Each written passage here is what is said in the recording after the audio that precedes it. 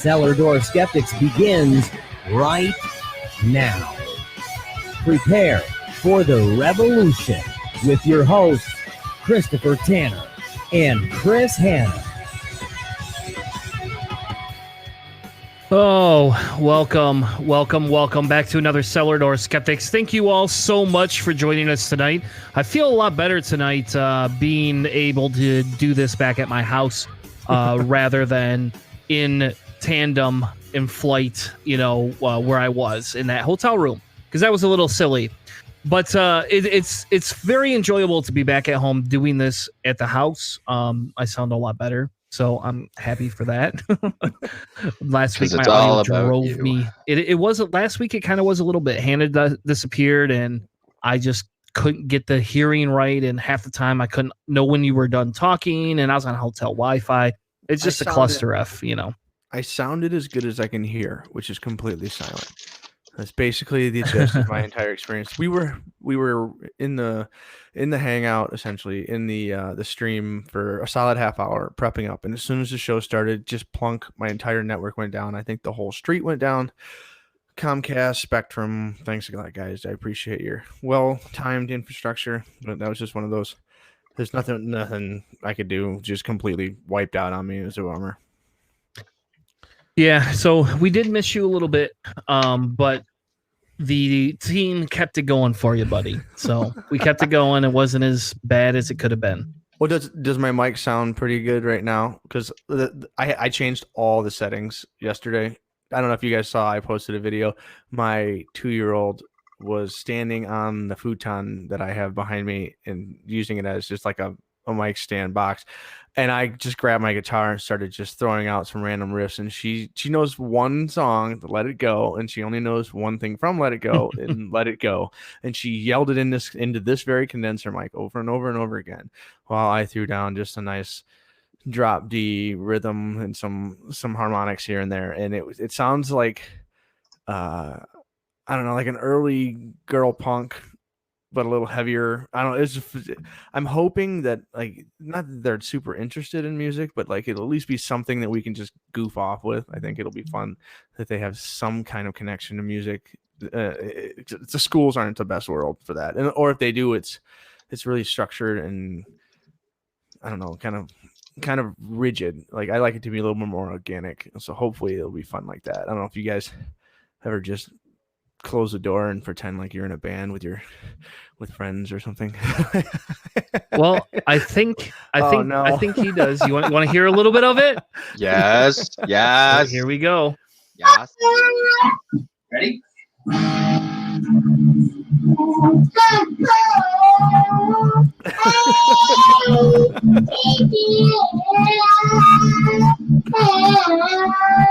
Oh, I like how she keeps changing the gain on the thing too. Dude, he was missing everything.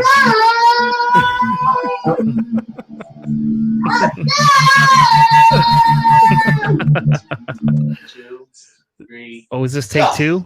Yeah.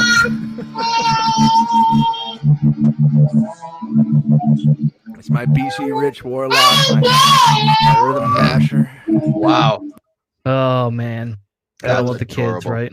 That was adorable.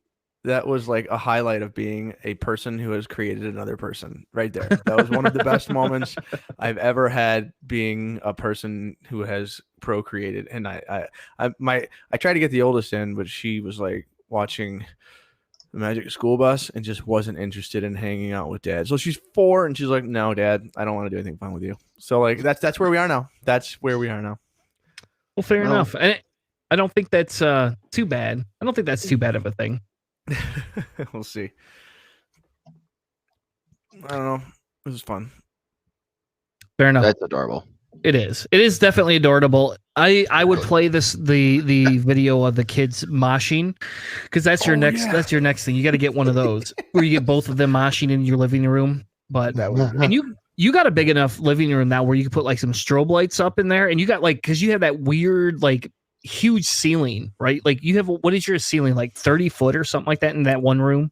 My house is 2.5 stories tall, and so in one section of the basement, it's all open from the basement all the way to the roof. Just one tall room, full length, and then the stairwell runs into it. So it's like the house is built around the staircase. So that one wall is at least 24 to 26 feet high or something like that. So think of putting Jesus. a camera up top and some strobe lights, and then putting another camera. And if you do that, I will edit your videos together and like just play the music and then send me the songs and the time frames, and I'll edit real music in there. And there you go. You'll have like a professional video of your kids moshing, Well, different angles and everything. Aveline does a legit head windmill now when she headbangs. Like her hair is that long. It's awesome. My hair, I cut it the other day, but it was long enough that it'd actually move around when I was messing. But like I turned on Bad Religion Radio on Pandora and they were jumping around this morning. It was awesome. Yeah, it's like they'll run around and jump when I throw in like the new Dark Ages. They'll just start hopping on couches and stuff. So I'm hoping that I'm slowly inputting some seeds so that I guess my wife's country music stuff doesn't sink its hand too hard. Yeah. See, I'm gonna have a similar battle now. Unlike you guys, I don't have kids yet. I'm just married. But you know, my wife and I are talking about starting a family. Well, starting to have kids in the next little bit here, and I know that's going to be that might be the actual ultimate relationship test for us, because you know, like there's IKEA furniture, which we figured out the best system is I build it, she stays out of my way. There's a problem, I solve it while she just sits there and, you know, like gets mad at me or gets mad at the situation. I'm like, okay, well, you have your reactions, I'm just going to do things. So we've got most of the relationship tests figured out. But when it comes to the music things, like my wife being a singer, she's more into like the diva, the pop music, stuff like that. That's not my Jimmy Jams. I mean, I'll tolerate some of it, but a lot of it, I'm just kind of like, okay, whatever. This is noise.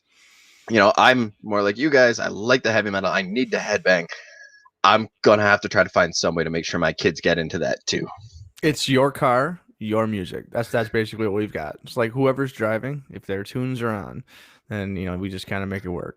But I can't make my wife listen to my podcasts because that's podcast time. Is car time is podcast time. Gym time, that's music time. Well, when you're traveling with humans, it won't be podcast time. No, me. no. They'll just be in the Sure background. Be like, well, when they can understand it, maybe.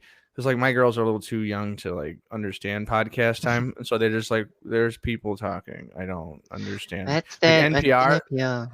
When NPR's on, they're just like, "Can we listen to the bad guy music?" I'm like, "Yes, we can. Yes, we can." Compromise. I like it. Fair enough.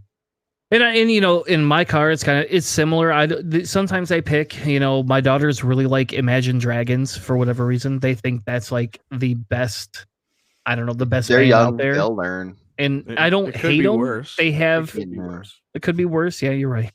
You know, and I like a variety of music. So except for country music, I hate country music. That's like no way in hell, you know, get away from me type music.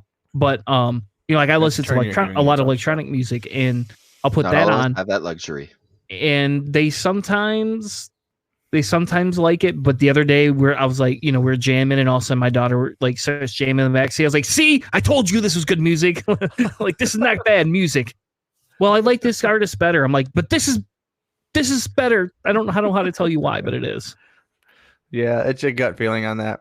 I don't know. I'm not like trying to dog on anything. So like whenever like the only thing I will dog on is if we have to listen to too much Disney music. That's something like I have.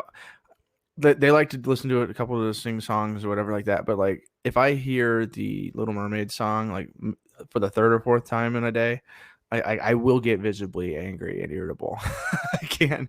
And like those songs there, I have a hard time with after a certain number of times like that repetition. But fair enough. I would agree with you on that too. You know, I mean, it is what it is. I mean, like I said, my daughters and I will compromise. My sons don't really like music, so they just stick their headphones in. And I listen to whatever I want. And sometimes I listen to podcasts, and sometimes I listen to my audiobook. My one son has probably heard more of my audiobooks than he probably cares to. And then like I'll make okay. All right. So now we're tangenty. This is becoming a tangent cast, but there is this board game called Dixit. I don't know. Have any of you ever heard of Dixit? No. All right. I'm gonna bring it up here real quick in a second. DIXIT or something. Yes, Dixit. And it is actually a really, really fun board game. It really is. And anyway, so what it is it's a bunch of little, let's see if I can find a video for it. It's a bunch of little cards, and it's kind of like your apples to apples scenario, you know? Oh, okay. And so with that, you get you get this avenue, you get so many cards. It gives you, little bunnies that you get to put on there. And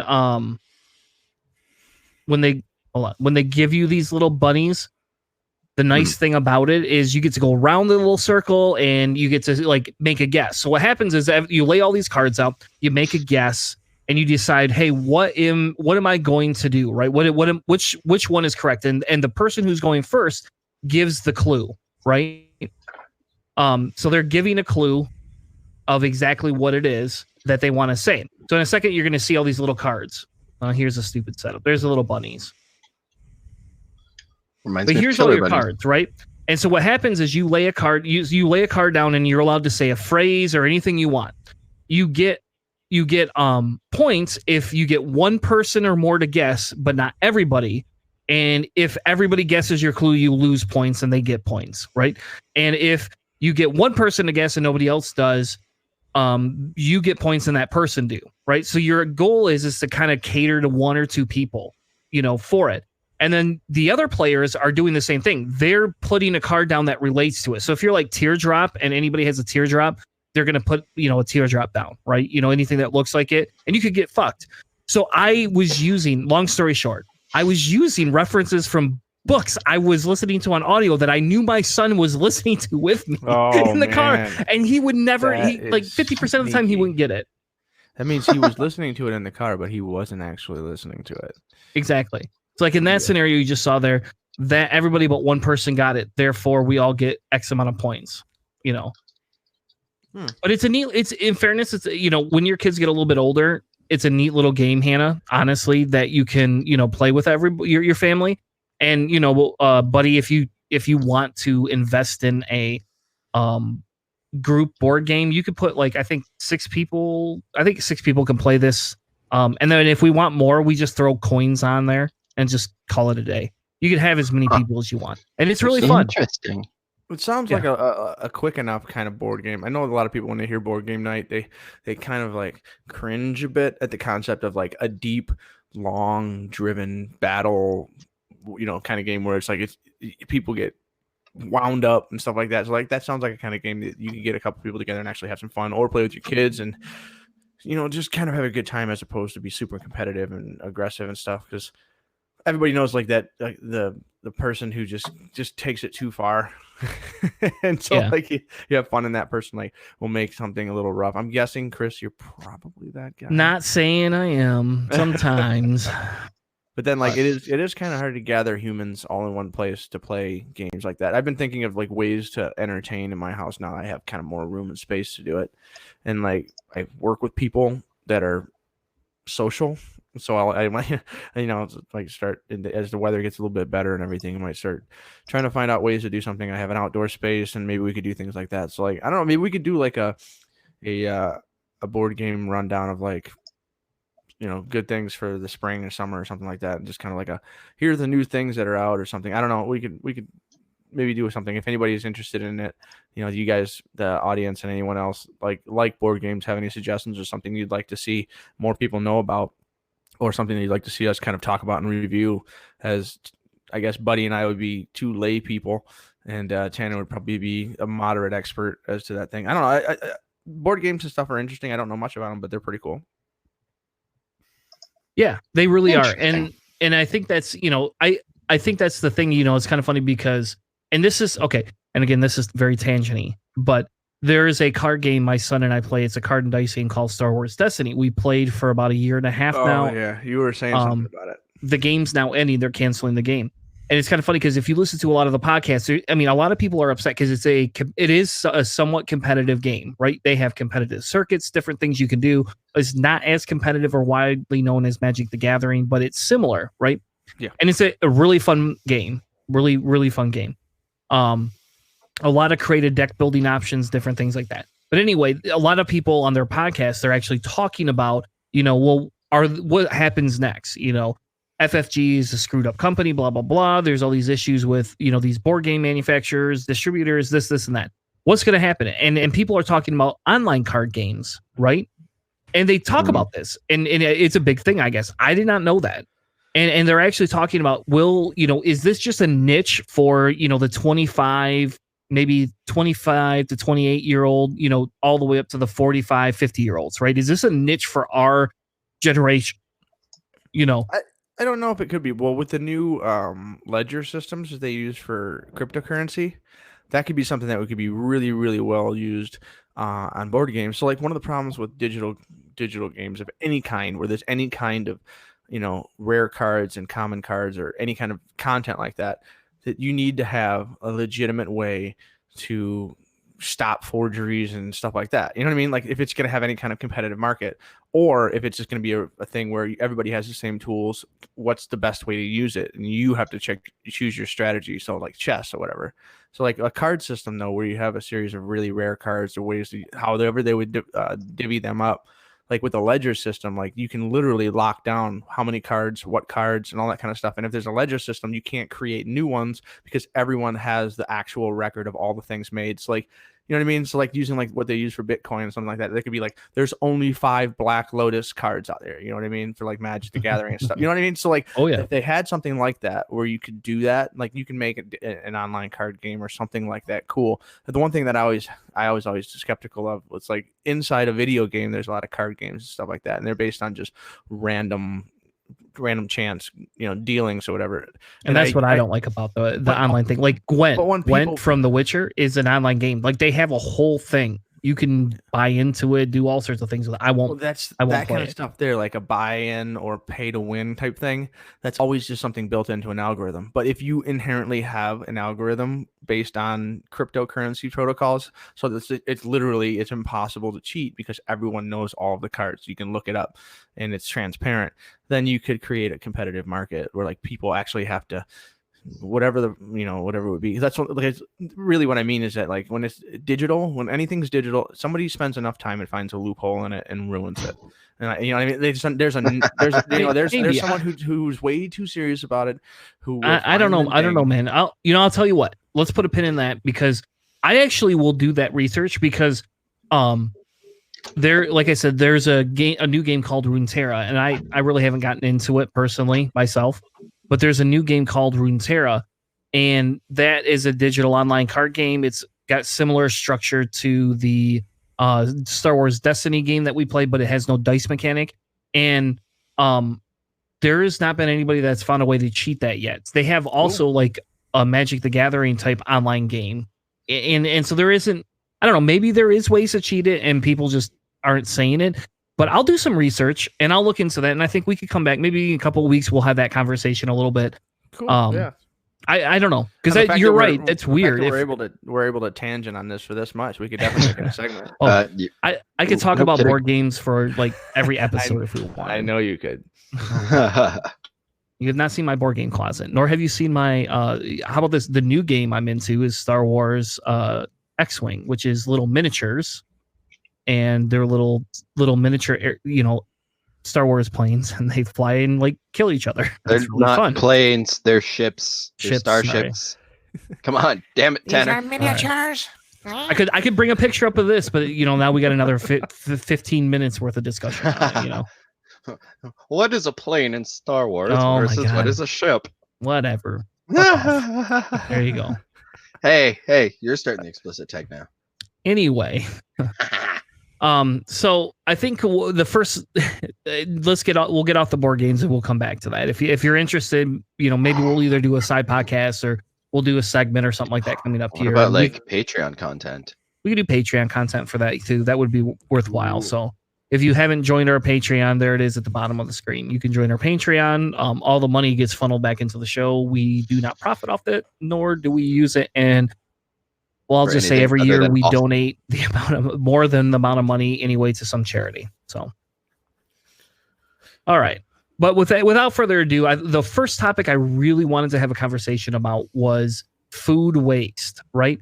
And I only say this because I've been traveling, right? So I've been traveling a lot more lately for my company. And I think for me, this has become a big topic because I'll go to a restaurant and I'll be like, I don't need a large salad and a large meal and 2 other sides. I don't need that. And I guess I could box it up, take it back to the hotel, and I can always eat it for the next day. I could do that. And I do that sometimes. But sometimes... Or you just soak up some of the booze. Yeah. Anyway. Or, munchies. And so the problem becomes is that there's an issue, in my opinion, with the way restaurants do it. And I guess for me, so let's say an average dinner is $15 for somebody without an appetizer, without alcohol. If you just want an average dinner of like a burger and fries or something like that. And if you want to get a steak or chicken or pork chops or something like that, you're looking at probably 25. That's probably, especially in Dallas, for me, that's fair. Yeah. Yeah, throw a soda in there at $2-3 a pop. Throw a tip on there, $25. Yeah. And so the problem I have, right, is that so I'll go down there, and if I want a burger and fries, you get burger and fries. And then I'm like, well, I don't want the fries. So then they're like, well, we're going to upcharge you for a salad. And it's like, okay, fine, I get it. I got to pay more money, right, because the content of the meal is a little bit more expensive. That's what they claim at least, and probably it is.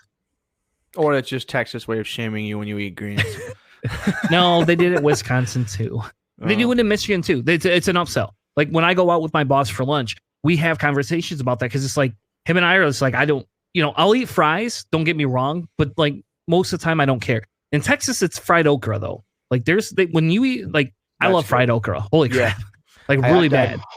I've made it a few times on my own. I can never get it as good, crispy as like a real deep fryer. I try my air fryer to do it once or twice, and it's decent, but it's just there's something about when you flash fry, like the moisture, and you trap it in there because the air fryer kind of dries everything out. But really, so fried okra, that's the. I love fried okra.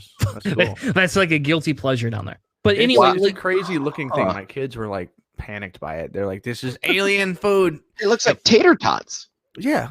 But it's like if you look in the inside, if you get the true tater tots, they're not tater tots, man. That's somebody's putting too much breading on it. Like I'm okay with that though. Like I like the breading and the deep fried. That's cool. Yeah, it's one of those things. Like the little spiral like wheel of seeds in the inside of it. My daughter was just like, "What is this?" And she's like, "I immediately won't go anywhere near it." So whatever. Yeah, and I love, like I said, I love okra anyway. I'll eat it without it being fried, but I prefer it fried. It tastes a little bit better probably that way. But anyway, the point of wanting to do this discussion, right, is because I'm down there and they give you more food. And I almost would say, hey, like I don't even need an 8-ounce steak. I would be happy if you gave me a 6-ounce steak, right? Give me a 6-ounce steak, give me a side salad and a cup of soup and give it to me for like $15.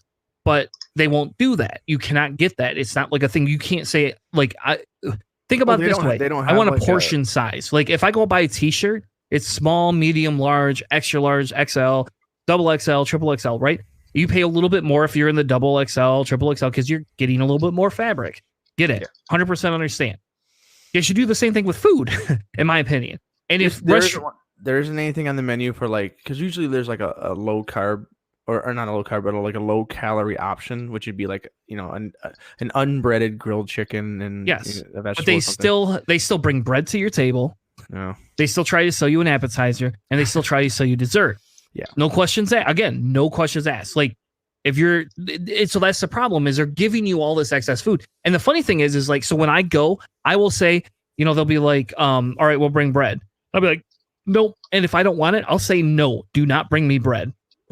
I will have to tell them because otherwise they just bring it to your table. And you know what happens to that bread? I can't imagine they could put it back out for somebody.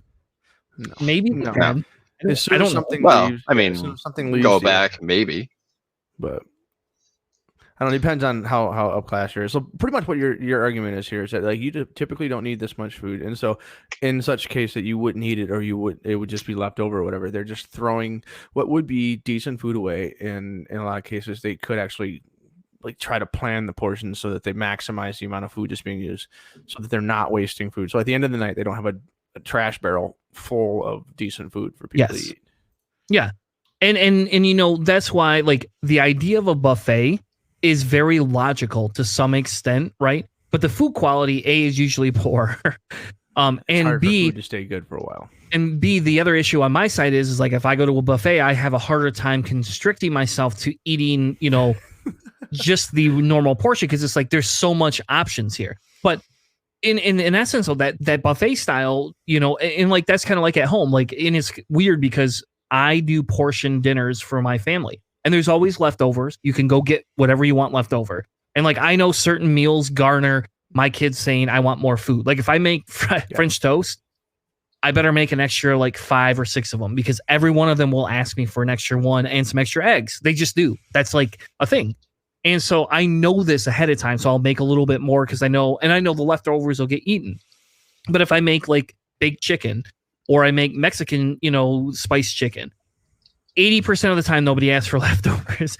And most of the time, people don't go back for seconds. But I portion the plates out. You put this specific amount of vegetables. This is your carbs. Sometimes there's a couple of carbs depending on what you're eating.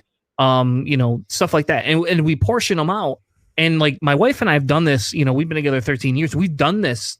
And I don't know where I got this habit from personally, other than I was lazy and I didn't want to see my kids spill crap on the table, And maybe it's a poor thing. Like when we didn't have as much money, you portion things out to some extent because, I know if I can get a package of $10 chicken to last me 4 meals, that's good. That's good for a meat consumption, So I don't know what it is, but that's what we personally do. And so that got me thinking about, well, what's food waste and how does it actually impact the environment, right? Oh yeah, it's insane how much we waste in the United States. It's absolutely enormous. So like you're looking at like on an actual like, is it a carbon-based situation that you're looking at, or is it just the amount of food itself? Yeah, this is going to look at food waste practices and policy implementation. Can't say that word. Implementations. Okay. Implications? There you go. Right? Oh, implications. Okay. Yeah. Maybe And we I should will make that another segment is Tanner's wordisms. Well, if somebody wants to take every one of the bloody videos and actually like pull out everything that I can't say right, you're welcome to it. More problems. Super fan. Awesome. That would be an awesome supercut. Yeah. I'm not going to do that to myself, so you're welcome to do that. I'm not going to do it though. So this is the first study that I came across, right? That talks about food security, environmental impacts, and resource depletion, right? And this is kind of some of the arguments that a lot of like when you talk to some vegetarians and some vegans, this is kind of some of the discussions that come up, right? Because meat is a huge greenhouse effect again in America, right? It's a big thing. And that's kind of why, but the problem is there's a lot more to food waste. And that's what this article looks at. It's not just looking at just the environmental impact. It actually looks at different related facets, right? Different aspects of how your brain interprets and see things. Mm-hmm. Like, for example, you go to a buffet. What do you want to do, right? You want to get your max value out of that buffet most of the time. You're like, there's 7 types of Chinese food on this buffet, 10 types of noodles, and 2 or 3 kinds of rice, egg rolls. You got to taste as much as you can without getting sick. Yeah, at least that's how I see it. $7.45 go the mile, right? Yeah. Yes. And that's why you can never take things home from a buffet because like, and I would do that too. I'd be like, here, give me my to-go box. All right, thank you. I'll make my plate and I'm just gonna make a good to-go box. And there's my dinner or there's my next lunch,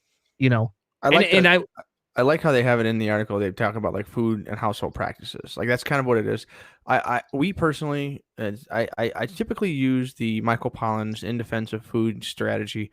It's the 3-line thing. It's just eat food, mostly plants, not too much. If you do those 3 things, I usually find that you're in really good shape when it comes to what you're doing and how you're eating it. If you're considering, something like food waste being something. So like if you're eating food, essentially, you want something without a label on it. If it has a label on it, it's been processed, they're concentrating on something. In most cases, a lot of times they do fresh stuff, but they're putting a label on it. By putting a label on it, you're wasting resources, saran wrap, plastic, petroleum, blah, blah, blah. So like eat food. So if you're buying it off of a shelf, and then mostly plants, meaning that meat is fine, just use it as kind of like a side, more like the Asians do with the noodles and the sauces. or their broths are the core of the meal, and meat is usually a side that would be where we put our vegetables. And then the other thing is just not too much, meaning that portion control does matter. And if you do those three things, you will be reducing the amount of waste you have, but also eating better and higher quality food. And that between that and the omnivore's dilemma, I recommend. So In Defense of Food and the Omnivore's Dilemma, great ways to kind of get an idea of what this kind of stuff is talking about from Michael Pollan. And it's awesome. But like, I really like changing your behavior. And that's something that they were talking a little bit about, that like having clear things in your refrigerator is one of the things that I've heard about, so that you can see what's inside the container, and you will be much more likely to pull it out and actually do something with it if you know what it is. Because if you're not certain, you're like scared to open it or whatever, but like you don't know. And so it doesn't like in your mind, like confront you. Hey, that's that chicken I made yesterday. I should do something with it. Because if you can't see it, if it's not transparent, it usually makes it easier to ignore. It's like those are all kinds of behavioral things that make people at home waste, not considering like the commercial aspect that you were talking about. Yep. And that's what this discussion, that's what drove me to this discussion and like this article, right? And I found this in Reddit, and that's part of the other reason too when I started doing some research, because I was interested in understanding, what that impact is, right? I already knew it's probably bad, but I wanted to know what the impact is. And here, if you look, the academic studies of consumer food waste, there's actually been more studies that have been happening over the last 4 years, 5 years, right? And that's the idea here. That's why I wanted to have this discussion, because if you kind of look there's not that many, publications. Now all of a sudden we're seeing a few more publications. People are taking this seriously, right? Mm-hmm. And that's the thing here. If we don't look at our food practices, we can't change what we want. But I like this specific study because it gave us the whole thing. I didn't have to pay for this. I know, that was the best part about this. It's like finding that pot of gold at the end of the rainbow when you find a study where they actually have it public. It's so great. Yeah, and that's the thing. Go ahead. Oh, I was just making a comment about hiding research behind paywalls, because there's a paper that I was looking to read that's behind a paywall, and the irony is that the paper is on the capitalist nature of Paw Patrol. All right. What was irony? It was Aaron Schwartz was the young man who committed suicide in prison because he had taken all of the papers from the library and publicly disclosed them. I think it was Aaron Schwartz. He's one of the guys who created the RSS, I believe it was, or he was one of the original creators of Reddit. Whatever it was, he was like an early altruistic super hacker. And what he did was he wanted to take all of these things that have been government funded, publicly funded, and say, listen, you can't hide these behind money. These were funded by our taxes. This is public domain. And he put it out there. He was arrested, and they were going to put him in jail for something 20 odd years. So he committed suicide in prison before they actually sentenced him. But like that, and he was apparently like, way ahead of his time, intellectual. And we killed him to protect, private resources that were stealing, or they don't call it stealing, but like people taking that kind of federally funded research and then turning it into, private sources of revenue. Like these kinds of things, I love it when you can see it in public like this, or in the public domain like this. This is really clear and good research. I mean, it's good stuff. It's very easy to read. Yeah. Yep. So another study that I found kind of broke down some of the different, and they use grams, right? How many grams do we consume on average? So they're saying daily we're consuming 421.5 grams of food, right? They claim that vegetables, mixed fruits, and vegetarian dishes actually equal 38.9. So we'll just say 39% of that. So that's pretty good. Whoa. I'll be honest. That's pretty high. Having paid attention to my foods, and my wife has always been very concerned about eating fresh foods, that's probably where my diet is now, but it was not when I was younger. My family was very processed. We ate a lot of processed foods, a lot of hamburger helper style stuff that was come in a box. All you had to add some kind of liquid and then boil it for a while, like space food. And so we really. Like now, I would say that, and another caveat to this entire conversation is that there is a fiscal barrier to entry to eating healthier and paying attention to these kinds of things. And so like that kind of healthy food versus, getting the calories to survive, is in some cases a luxury. And so that is something. So like some people may be like, well, I can't buy the fresh foods and I can't concentrate on that. I have to do whatever I can to get whatever I can. Like Chris, you alluded to it a second ago about that, like making $10 chicken last for 4 meals. That is something else that will change whether or not you can do some of these best practices. You know what I mean? Like you have to do what you got to do. And in those cases, whatever, there's no critique that we are laying on that in any way, shape, or form. But in people who are financially able to kind of make these kinds of decisions, like I am now, I try to be environmentally conscious with my food decisions, stuff like that. Mm-hmm. But like some people can't. They just can't. They have to do whatever they can to make it. They eat the McDonald's with the 95 plastic paper wrappers when they finish the meal. Like that's life sometimes. Yeah. Well, and that's the other thing. Like in Texas, as I'm down there, working, right? One of the weird things is they don't recycle the same way I do at home. So it's Ohio weird. is Like I don't know how. terrible. Like when I was in Wisconsin, I could pack a bag up with stuff, throw it in the back of my car, and drive back. In Texas, I got to fly. I can't do that. It would cost me more than it would be worth recycling. And it's weird to watch people throw pop cans and pop bottles into the garbage. It's just like stop. I don't care that you don't get money for it. Bottle Stop. return in Michigan or in Ohio, like there is in Michigan. I walk by garbage cans filled with Monster Energy drinks and soda bottles every day, just filled. It's insane. Like you can, I think it was that it went from like 40%, 30% return in Michigan, and then when they instated the 10% the 10-cent return on cans, so they said it's like over 90% return now. 95% or something like that. It's crazy because this, you're getting your money back when you get charged that 10 cents or whatever when you buy a new set of or a new pack of beer or whatever. Yeah. And this graph is very interesting because it looks at, so your hay is 16%, 6.8% for feeds and grains, but they make up the two largest. If you look here, these are the two largest categories, right? When it comes to breaking out the percentage. And that's because those are used to feed this, your meats and different things like that. And that's the problem here. This pasture, which is 10% down here and only 7% of the consumption, requires 56%, right? And maybe that's not quite right. Maybe we just say 30%, whatever you want to call it. But it requires more than the other to get that meat. And that's what that was what the meat the cost to get meat grown to the point where they can harvest it. It's way more food than if they typically use that food to just drive it into our diet. I've heard that argument a bunch of times that if they just took all the corn and grain that they feed cattle and gave it to the people, they would be able to solve a huge chunk of the poverty and the food shortage and poverty levels that they have in this country, because they're feeding a lot of good food into animals, which for every pound of food they get to the pound of output meat they have, it's enormous that it costs way more to actually get that pound of meat than it does to get, hundreds of pounds of corn and all that kind of stuff. And then on the other end of things, it was what was it? They were trying to take corn and start creating ethanol with it. And they were saying that only in the United States will we take a food source where people can use this thing to be in better shape and start to create something we can burn in our cars. After they did research and found that it actually creates some really strong greenhouse gases when you burn just pure corn ethanol. it's just we're putting food into our cars to start it on fire. Okay. Yeah.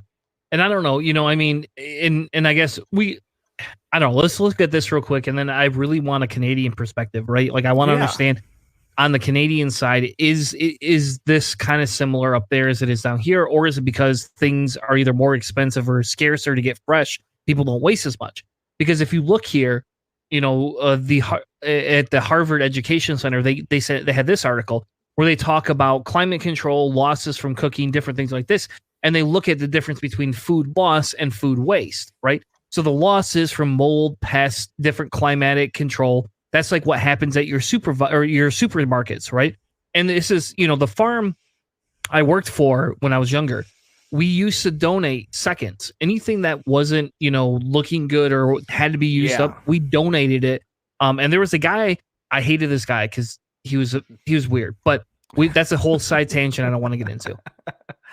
And anyway, he would come pick up seconds. and so like we'd have muskmelon that had to be eaten in a day or two, and he'd pick all this stuff up and he'd go donate it. Now, I will say that I wish we didn't do some of that there was a little bit of a difference, and that the government actually would sustain a program that would reimburse farmers for not giving seconds away specifically, but giving, we'll call them second first, right? So if I have muskmelon that's going to ripen in the next 3 days, I'm not going to have a market. I got to store it in cold food storage.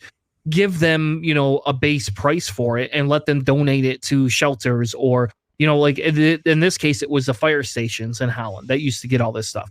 And, my boss used to go, hey, Chris, you're going to go put 20 watermelons in the back of that truck over there because I'm going to give them 20 watermelons. And I don't know whether he wrote it off. No idea. But I do know that every week, every Saturday, we donated 10 to 20 watermelons to the fire department for them. They could have them. They weren't bad. Like you could cut into them. They would last forever. Now, in my world, that would be amazing. My children would love that. Can like we go through 3 watermelons a week in this house in the summer. In the summer, yeah. No questions asked. Yeah. No alcohol included. Just watermelon. We eat that much watermelon. Well, I can't remember what the documentary I watched was, but it was a documentary that essentially covered some people that for 6 weeks or whatever, they would just not buy any food. They would not buy a single bit of food. What they did was went to the grocery stores and they said, where are all your ugly fruits? And they would say, what are you talking about? Like every grocery store has one. They have bananas that come in and they're just too curved. They're weird shaped or they're a straight tube and people won't buy them. They won't buy them. So they put them in a bucket and they're just like, they give them away or they just throw them away. And if you go in and ask, a lot of times they'll be able to, they're over there, whatever you want. And these people would go into all these different places and they would find the places that had it and they would just collect this food. And they literally, at the beginning, it was hard to figure out how to do it and get it going. And towards the end of it, they were having parties at their house. They had gotten so much scavenged food. They would find places that as soon as the date on the product that they had in storage at some big box store like Costco or whatever, some of those places didn't have a policy for, hey, this is like 1 day away, give it to homeless shelters or whatever. And so it's still good food. It's just you can't sell it because of the sell by date, FDA rules and all that. These people would go to dumpsters behind and they would see these, it was all plastic wrapped. It was all completely safe to pull, and they would pull hundreds of pounds of food out and their houses were filled with food. And they were, at the end of it, they were like, we can't eat all of this food that we have scavenged out of dumpsters. It was that enlightening. And that was what they were talking about. Ugly food and, places that you pass that date and you go one by that date. We all know that, like things like milk or whatever, they've got that lockdown pretty close, but like for most stuff you can go a solid week or so before you start seeing any kind of like in some cases those dates are arbitrary. They're completely ridiculous, like with pharmaceuticals. All right, I'm gonna stop you there and say let's not go down that road because I don't know if I agree with you, but on that side of it, like dates are not arbitrary. I think the difference is, Hannah, where we can find middle ground is instead of having the dates, why not have like public service announcements that come out, weekly, right? And this is if you could get into food manufacturing and I work in logistics, for Christ's sake. Like this is what I work in logistics for a living. If you could figure out how to coordinate the largest retailers, the largest producers bringing food into all these large major,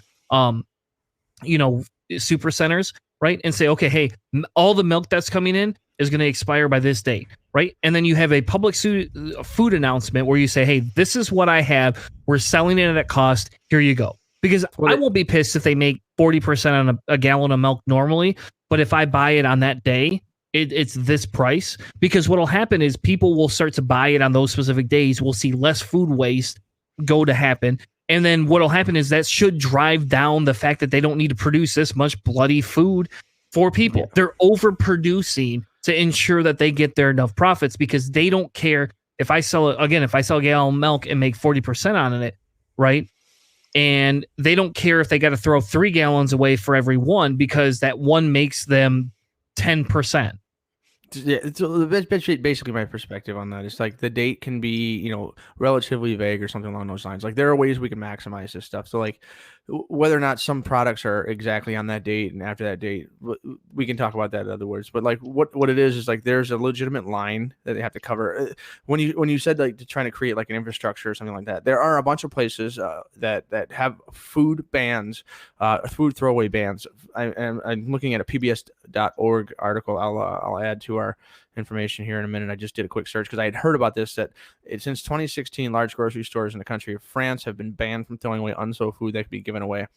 Essentially, as soon as it hits the date, they have to give it to places, and those places have been certified to either check the food or whatever and then use it. Like the grocery stores have to, by law, create some kind of infrastructure that is sued.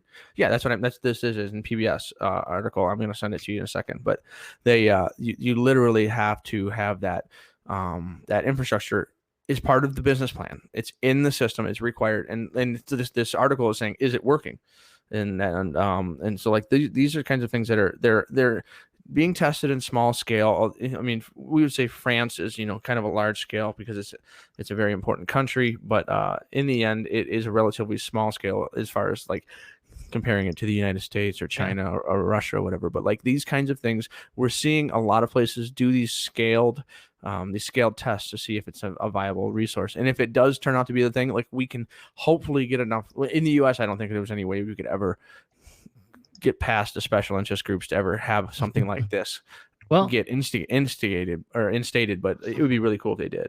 You might be able to if we can put a more progressive candidate in the office, but that's not the topic of this thing. And before I pass it to Buddy, I want to bring up the thing right here. It shows 40% of all food goes uneaten, and 95% of discarded food ends up in landfills, which is 21% of the solid waste. So I think the big thing here is to go, all right, let's look at another country. Let's get another perspective. Buddy, what happens in your world? Oh, honestly, I just hook my huskies up to the sled and then we go down to the. Does Balto have the medicine? That's all I need to know. Yes. I don't know if you know that story, but yeah. No, I'm not overly familiar with a lot of those types of things. Sorry. I mean, the one big thing about Canada and why there's probably a lot of misconceptions about Canada is because at the end of the day, there's a lot of similarities between Canada and the States in terms of how we approach everything, in terms of the problems we have, in terms of privileges we have. It's just a matter of, are they a little colder? Are they a little further north or not, is the big thing. Because in Canada, I'm looking at an article from the CBC where they're talking about, now granted, this is from January of last year, but they're saying that about 50% of all food produced in Canada is lost or wasted. I was the hell a little more than that 40% that we were looking at. So you guys you're not winning the game here. No, however, we're like 1/10 the population. Yeah. So I mean, so 50% of 1/10. Yeah, exactly, something like that. So like a 20th. So like we're still. Oh, here we go. So this is another article that I found from York University about food policy and food waste general data. So it's about 44% is wasted. So roughly pretty well the same.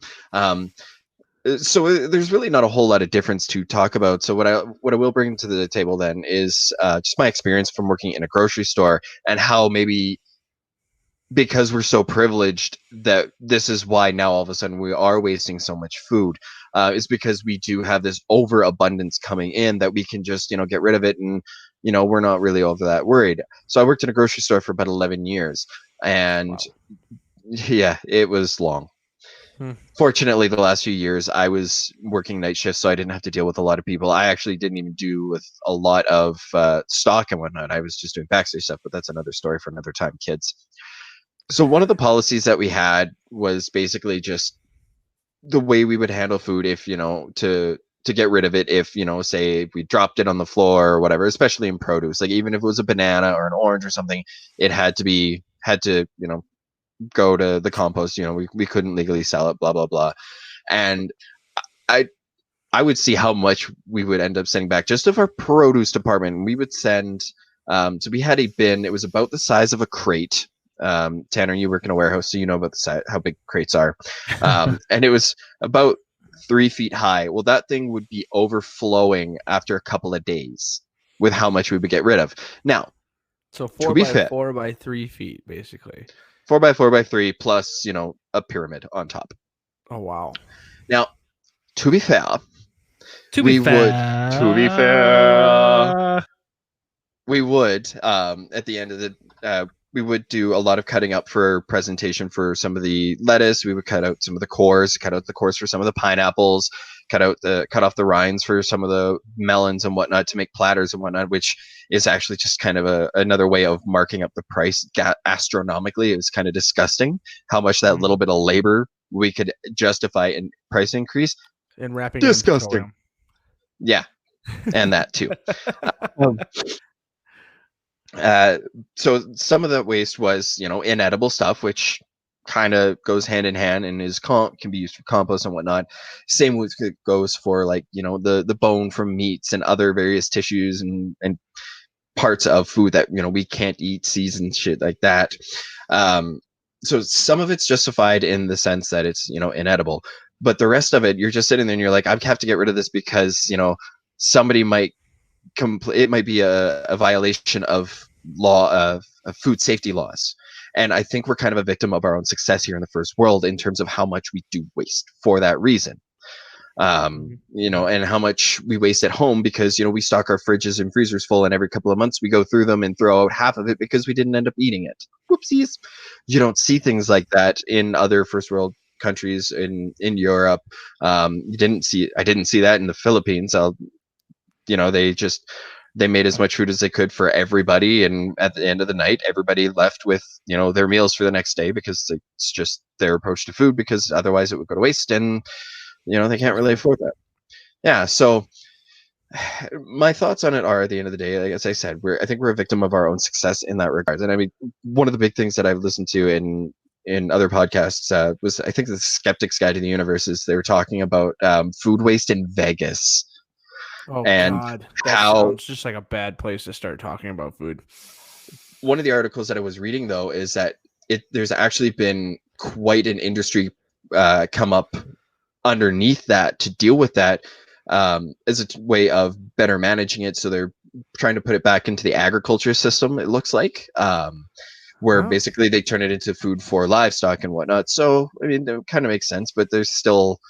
You're also taking how many millions of pounds of shrimp to the middle of the friggin' desert, and how much are you wasting on that? But and there's a lot of other factors to be bringing to the table there, of course, because in Canada our growing season for various fruits and vegetables is much shorter, and we have to contend with that because we're colder, and so a good chunk of our country is landlocked, so we can't really rely on it coming from the sea.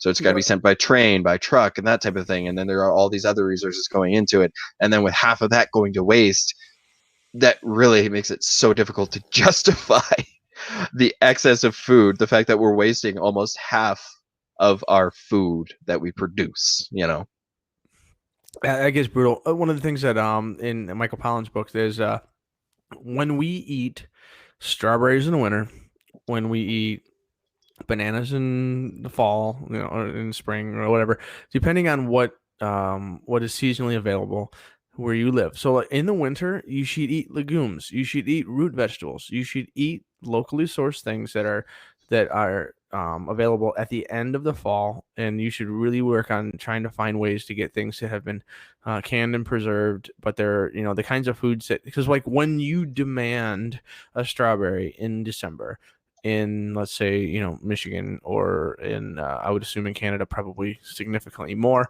it's even further away from warmer growing climes, like there's more fuel, more whatever to get there. So every time you go to a grocery store in X level above whatever, the Mason-Dixon line or whatever, like when you're demanding summer foods in winter, you are yourself voting with your food that you want to waste energy.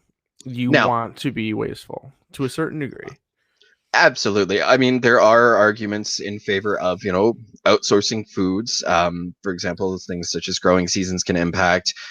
Climates are better suited for certain crops, as well as there's also the benefit of not eating only foods from one specific location. For example, like there was, God damn, now I'm really stretching my knowledge here. Is there was this group of people that they only ate from their area. Well, then a lot of them ended up with mercury poisoning.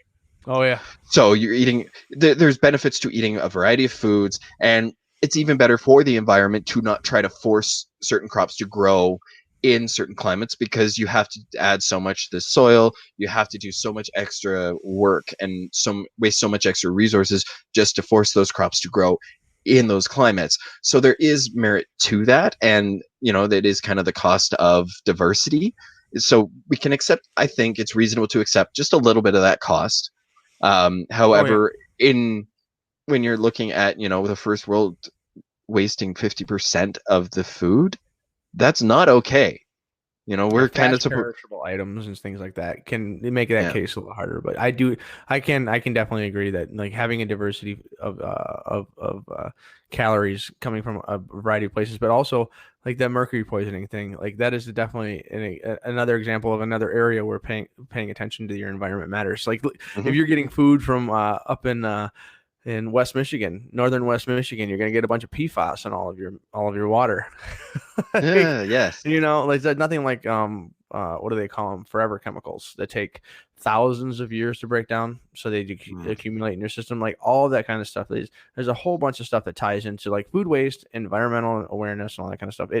It's a whole package. It takes it's a whole thing that everyone has to start paying attention to. If you look at one, it cascades into the other ones, and you just become genuinely environmentally aware. And I love talking about these kinds of things. I love the snowball effect and how it kind of ties into other stuff, because it's a relevant conversation. There's no perfect answer, but just being conscious of what you're doing in my life has made a huge difference in the things that I do. I have taken on gardening. Dude, I have taken on gardening and it sucks. It's wonderful, and it sucks because I failed so bad on a bunch of things. But like when you pull off your own tomatoes and toss them into a salad and they're delicious, there's a level of satisfaction that you have there. It's pretty sweet. I don't care whether it's your own tomatoes or fresh tomatoes. I'll tell you what, a Michigan fresh tomato is amazing. Like it's just that in a pepper, man. And I can tell you, I'm gonna see if Ohio can grow some peppers. I'll let you guys know if I get any. I bet you can. If I get any Carolina Reapers that actually come to fruition this year, are we doing the Carolina Reaper test? Is that what you're saying? I am. At least we could do the Fatale peppers. Those are really easy to grow. But we'll do something, because like I did a salsa verde on Carolina Reapers, and I don't understand it. I don't understand why it wasn't hot. But apparently Carolina Reapers don't go crazy until they're red. I mean, I was shoveling tomatillo and Carolina Reapers into my face, and it was like eating a tomato soup. I was so bummed. I don't understand what happened. Oh, I'm sure your anus thanked you, though. Like, I'm not There's a hole in the side of my wall. There's a hole in the side of my house. There used to be a toilet there. That's kind of like. Have you seen the thermite explanations for how the trade towers fell because? Okay. All right. It was. Yep. We're done. We're done. Toilet thermite. Nope. Done. We're done. Not going to either side of those. PBR, man. Anyway, so I think that's kind of the discussion here, right? Is when we talk through how the environmental impact is, and I think that's a bigger discussion that we can have. We could go into a lot more detail than what we're going into. But how do the Democratic candidates rank, or how does? Am I seeing a typo? How does the Democratic candidates rank? How do they rank? I don't know. Fuck you. You want to change it here? I'll change it for you. All right. So we're looking at them ranking what on their environmental positions. Yes. So thank you for ruining my segment, Hannah. So the transition point here is the fact that as I got going through the discussion of how the environmental impact was with food because of my discovery, I said, well, why don't we look at how some of the candidates actually rank? Because I think that is probably an important choice if we're talking, if we spent this much time talking about this, it's probably a fair point that we need to look at what do the candidates rank. And I said this because I've kind of pivoted between different candidates for the last 4 months, right? And I think that's a big discussion is where do they rank? Because if their environmental rating is low, maybe we should be concerned about it. So the Center for Biological Diversity Action Fund evaluates each candidate on 4 key environmental issues: wildlife, protecting public lands, ensuring environmental justice, and ending the climate crisis. And while candidates will talk a good talk, they actually get into the details of where they specifically fit inside of each one of those categories based on their voting record and based on some of their promises and bills that they are claiming they're going to push through. Yeah, I was going to say, with Tom Steyer, you're not going to get any kind of voting record because he's just a risk guy. So you're right, yes. But he has openly stated different things, and so that's kind of what they're rating. I expect him to be really high because, like, Tom Steyer's one thing he runs on. All of his ads are like environment. I'm the environment guy. But anyways, and I don't see Bloomberg in here, so we're not going to So hold on, let's go back to it. They talked about it. We evaluated every candidate polling above 1%. We didn't evaluate Bloomberg because of his decision not to participate in any Democratic debates building a grassroots network of supporters. So, then this has changed then because he was in the last debate. And this is older. In fairness, this is I still need to watch that. He got thoroughly and totally cooked. Right. It was. I've seen some of the tweets about what happened to him, and I'm sitting there going, "Oh, yeah." Have you seen the memes? Have you seen the memes? Yeah. I've seen a bunch of them. It's enjoyable to see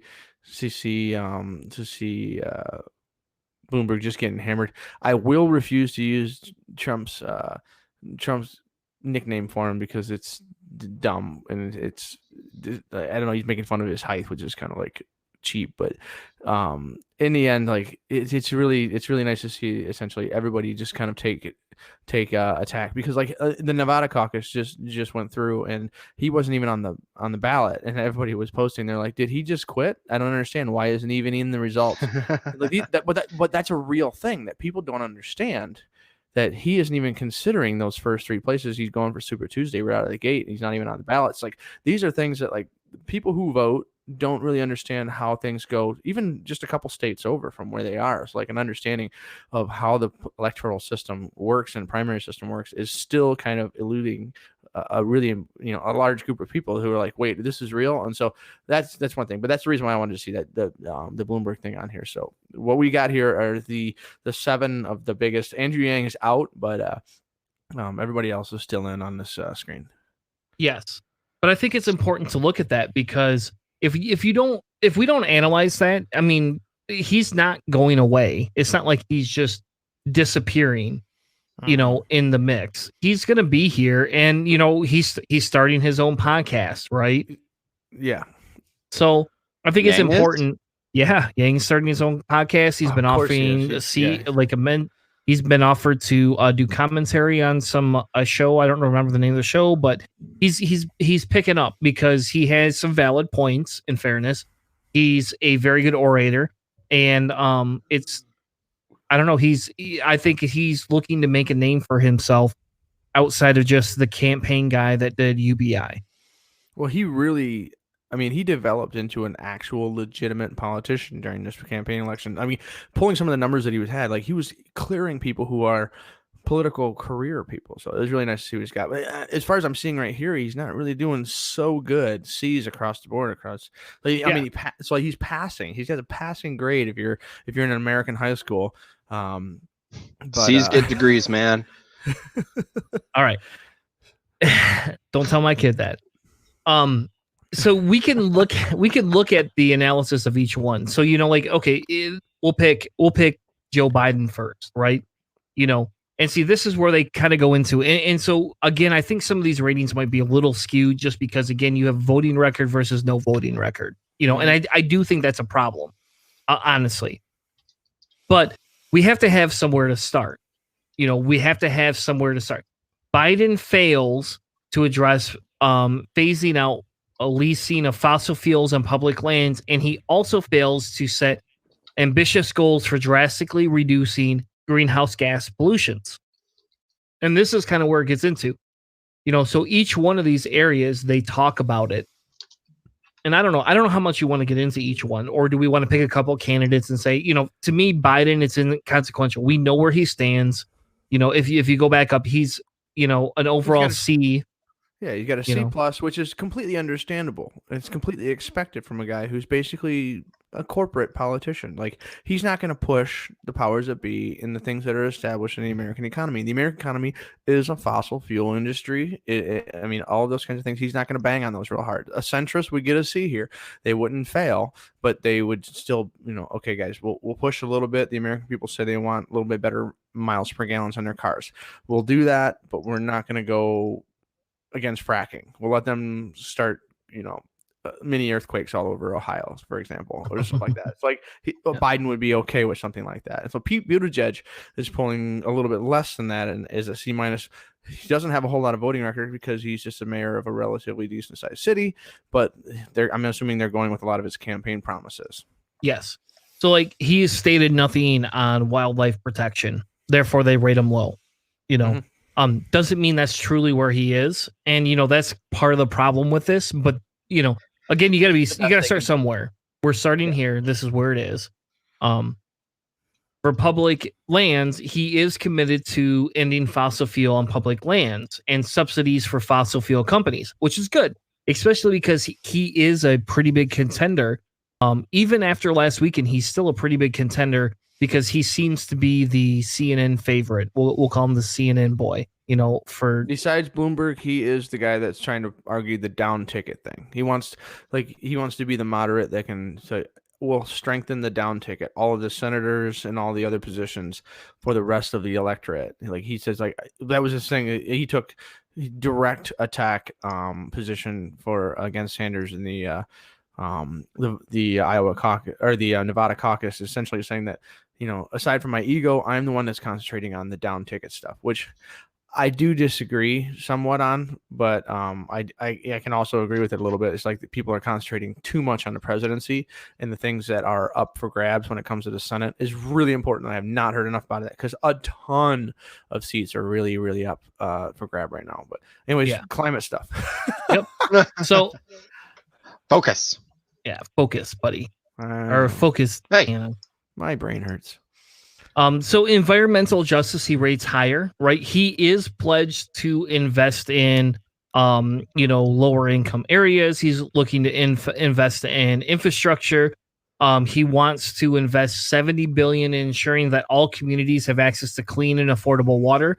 And I'll say in Michigan, that's pretty high on our list because Flint still doesn't have clean water. It doesn't matter who's in office. It seems we still don't got clean water in Flint, for Christ's sake. I don't even understand that. We've had how many podcast episodes? How many people have rated? I just don't. I don't get it. I don't understand how they can't come in and just fix this. We spend billions in war, but we can't just fix this. They would have to tear it's up illogical. Almost the entirety of the underground of Flint to fix it. It really would. They would dig it all up. I mean, the pipes and everything. It's a huge problem. And there's also a bunch of cities all over the United States that rank as much lead, if not more lead, in their water. And they don't get any publicity. Philadelphia and stuff. So, those kinds of things, it's just a huge infrastructure problem. Yeah.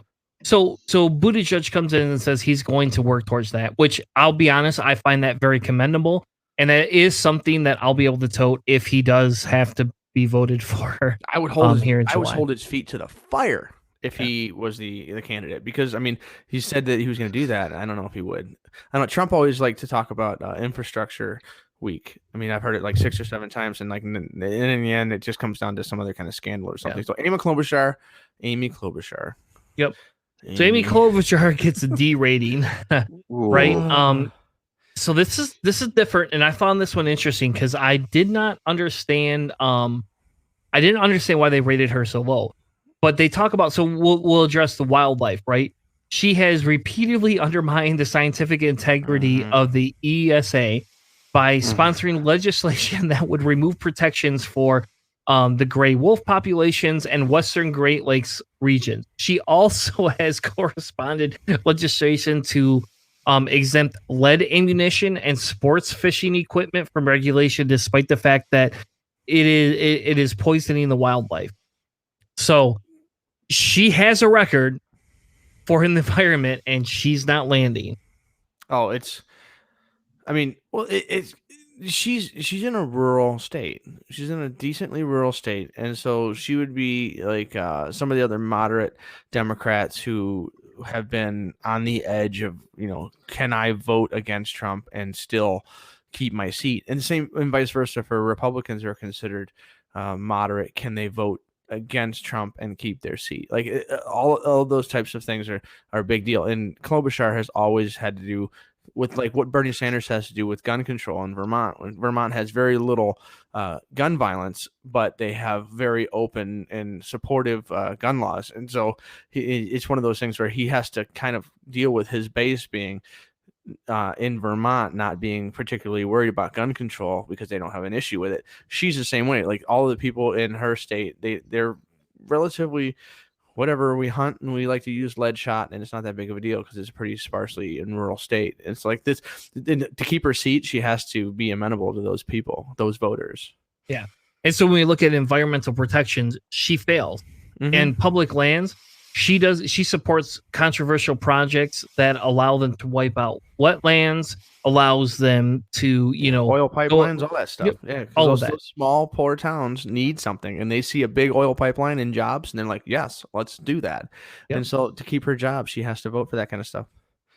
Yep. She also, basically explains that she would propose legislation that would limit or short circuit judicial reviews and access to courts for systematically undermining environmental justice. She's essentially said, we're not going to work on any of that. She also has basically said that the new Green Deal is an aspirational only, and that while she would end federal fossil fuel leasing on public lands and waters, she would not phase out existing production of fossil fuels. I don't know. So in other words, she would just do nothing. That's like centrist deluxe. No. I think this is Republican right here. This is not. Light, this is Gary Johnson. Yeah. This is Gary Johnson-esque. Yeah, so this is a Republican Democrat. Yeah, basically. Yeah. Well, this is hard center right. Yeah. So I'm gonna let Hannah take the next one just because it's Bernie Sanders and that's his, his that's his boy. Well, I mean, Bernie's that's one of the things he's always rocked on. He said when during the previous election cycle when he was running against everybody and then eventually just became him and Hillary, they asked the initial team of or group of Democrats that were running. They said, "What's the most dangerous thing threatening the United States at the time?" And everyone said something to deal with terrorism and warfare and cyber terrorism or whatever. Bernie said climate change. And so that is the most dangerous thing when it comes to the threats to the American way of life and quality of life and all that kind of stuff. Like that's been a huge strong point on his. So like it's not a surprise that he grades really high on here. And I believe the city of Burlington, Vermont is one of the first cities in the entire country that went completely fossil fuel free. It's just there's a bunch of evidence that he's always been kind of a supporter for this thing, and people who understand how environmental issues work, they realize that when it comes to water scarcity, food scarcity, heat, the overall climate warming, it's going to reduce the amount of food. It's going to increase desert areas and stuff like that. Like it's going to be a huge deal. Like it won't be like Water World, Mad Max right out of the gate. But I mean, if the environment changes fast enough, you're going to see some serious refugee problems for areas around the equator where there's going to be uninhabitable and be too hot. So like some of the things that he votes for all of his proposals for one of the ones that he had, so the Endangered Species Acts and all that kind of stuff. Like if you look at his voting record, it's usually on par with no war and pro the environment. So it's not a surprise that if you check through what he has for wildlife, public lands, and environmental justice, he usually goes with as far as history would see the right side of history. And I mean, it's not entirely a surprise. I guess if any of you guys think that it is, or if there's anything that surprises you as far as like the Green New Deal supports and stuff like that, I think the Green New Deal is an aspiration. It's like when Kennedy said he wanted to be to the moon in 10 years. That's what I see the Green New Deal as. It may not be completely and totally tenable, but supporting it as a star shot and maybe landing a little bit short still be a pretty damn good thing. Fair enough. So that takes us, to the next candidate, Tom Steyer. And ironically, he rates B, right? So it's high. It's his thing, so he should be an A+. But, maybe he's missing out on stuff, right? Maybe that's what it is. So his plan includes broad goals of protecting 30% of the Earth's biodiversity and ecological reserves, right? So he is claiming he's going to help with that, but he doesn't talk about it protecting endangered species and addressing addressing the extinction crisis, and nor does he plan any details of how he will get his goals implemented. So that's kind of the funny thing is he's claiming this is his stick, and he doesn't do anything. He's not putting a real detailed plan behind it. Kind of the same thing goes with public lands. I don't think we need to get into it. Where he does shine, though, is environmental justice. And I think that's probably where he has focused most of his effort, right? Between that and the climate. And I think part of the reason for that is just kind of reading up on here is that he's currently dedicated his personal wealth towards environmental and progressive causes. And but before he became this philanthropist type, he ran a hedge fund that invested in environmentally destructive businesses, like coal mining. There's a financial tie to it. So there could have been, I don't know, there could just be a bit of a conscience or a guilty conscience there, or if it comes out that that's who I was, and I have to really do a 180. Or he could just be like, you know what, that was really shitty of me. Let's try to make the world a little better. I don't know. Without having not really followed any of this guy. Tom Steyer was the billionaire guy who essentially during the Hillary Trump campaign was like, I'm spending my own money. I'm a rich guy, and I think Trump is incredibly dangerous. And he was laying the seeds for this campaign in 2015. Like he really was. He's been around for a long time planning this out, whether or not he would do it. So, I mean, it was something that but that was his big thing. Like his first ad campaign was him standing on the side. I believe it's in New York. He's standing near the Hudson River or whatever. And it was just like the environment. This is my thing. This is the place where I'm drawing my line. And that was like his starting point. And so you can go online and you can say a whole bunch of stuff and you can see some of the stuff that he's done as far as his financial investments in the history, but whether or not, he would be able to overcome the requests that we all have. So Bloomberg won't give his taxes. I don't know if Steyer has given his full investment record, all the things that he has money tied to, but those kinds of things, would he be able to do that? Would he be able to come completely clean and show that any of these incentives that he have here doesn't have some kind of financial reward in the back end of things? He owns stock in, let's say, some company that's invested heavily into solar panel engineering or whatever. And so if he instigated one of these or if he instated one of these policies, that he would instantly become 20% of the US market or whatever, those kinds of things are really necessary to know. And it's like that transparency when it comes to divesting. Typically what presidents do before President Trump is they would divest all of their major investments. I don't know if Tom Steyer has said that he would, but he loves to talk this game. Whether or not we'd be able to get 100% trustworthiness out of him that he would continue to fight for that, I don't know. So it's a little bit of an unknown for me when it comes to his legitimacy for his claims on this, because he is literally outside of the political process. Yeah, exactly. I don't know. That's who it is. So Elizabeth Warren's the next one. Buddy, you want to take this one? Okay, I'll do Warren. That's so her overall, she's got an A-. She's nipping at Bernie's heels there. From the memes that I saw, apparently she ripped Bloomberg's arms off and beat him with them the other night, and I thought that was kind of metal. I thought that was pretty metal AF. Not gonna lie. For wildlife, she graded it a B. She appeared to have a pretty good record. She's consistently voted to protect wildlife and endangered species, co-sponsored legislation to overturn Trump's rollback of endangered species regulatory safeguards. But where it appears that she's not making the full grade is that she's not making specific statements about protecting endangered species or the extinction crisis in her campaign. Under public lands, she's got an A- here. So her public lands plan calls for a memorandum on new fossil fuel leases and a goal of providing 10% of the nation's overall electricity generation to be from renewable sources, which, I mean, it's a step in the right direction. It may not be the step we need to take. Maybe we should take more of a step, or you should take more of a step. Sorry, I'm not American. Sometimes the way Canadians talk about American politics, some days it's hard to forget that that's not us. So it's kind of screwy. We have a viral nature where we kind of get inside and we'll ruin the areas that we kind of start sending our media into. So it's unfortunate that you may actually get some of the brainwashing radio waves. I apologize just on behalf of the whole thing. Because to paraphrase Agent Smith, Americans are a virus. So she's one of the first to have come out in favor of protecting the Nevada Desert National Wildlife Refuge against a takeover by the Defense Department. Apparently, the Defense Department was going to weaponize bears, which, I mean, on the one hand, that's kind of badass, but on the other, the animals. I like animals.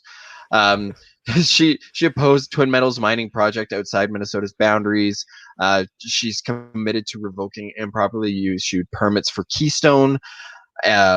In 2017, she voted to allocate $25 billion to fund the border wall as part of a deal to protect the DACA program, even though she stated that she doesn't support the wall.